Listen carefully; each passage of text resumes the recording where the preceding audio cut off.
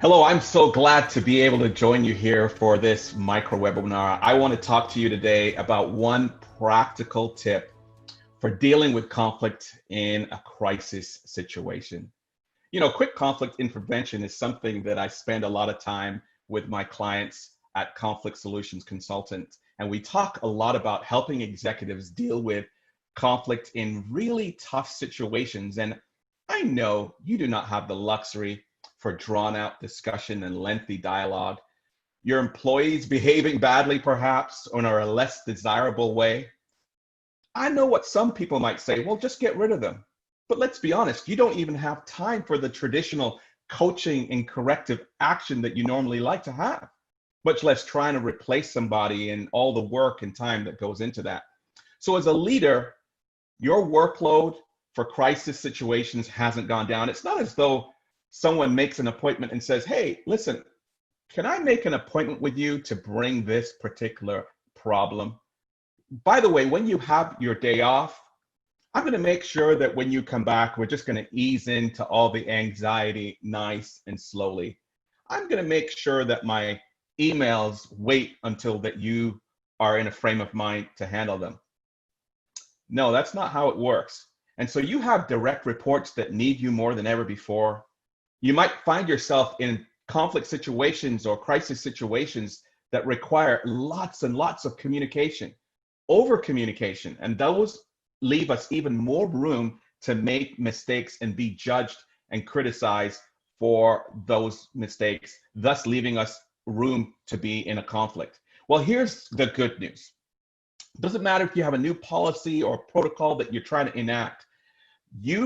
Whether you've been proactive or not with regards to conflict climate, you can still deal with behavioral situations using the AIM technique.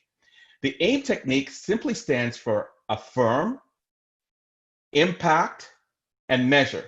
And then we repeat, AIM, affirm, impact, and measure. Affirm, what we want to do there is we want to shock the employee into focused awareness. So this is very deliberate. You'll see this with coaches in halftime coaches of sports teams. And so you want to have deliberate inflection in your voice, but not to show impatience or frustration or a condensation. You should be assertive and supportive. You want to communicate with a cadence and rhythm that gets reflex and gets them to understand what it is that you are saying. Then you want to share the impact of what's going on, how their behavior is affecting the workplace environment. And we even encourage you to use words like, here's what's at stake, because this is a crucial conversation for a very short period of time. And then you want to observe and you want to measure whether or not they have changed their behavior and they're showing any conciliatory gestures that tells you that this technique has been successful. If it's not, then you repeat, you aim, and you go at it again. You affirm them. So here's an example. Susie's a nurse and she's not doing her job. And perhaps she's getting into tiffs with one of the docs and it's just not sustainable. Susie, you are the best nurse that we have. Affirm. I can see that you're upset. You are talented, you are capable, and you are skilled. Affirm. I saw your interaction with Mr. Smith last week and you were outstanding. Affirm. She's going to be completely shocked. And then you share the impact. What's at stake right now is that you can derail everything that you have worked for and this organization stands for. The patients, their livelihood, their healthcare, our reputation.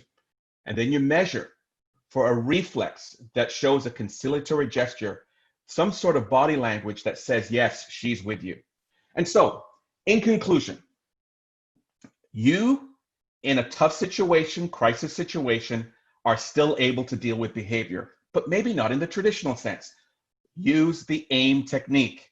Affirm, shock that employee into focused awareness. They're not going to be expecting affirmation when they've been doing something bad. Impact, here's what's at stake. And then finally, measure, observe for those conciliatory gestures that shows that this technique has worked. Congratulations on being able to get through your particular crisis and your particular tough situation. You have what it takes, And I know you'll let your employees know that they have what it takes. This is not the time to be dealing with conflict in long, drawn out measures. Let them know that they're needed on the team, and we'll get through this together.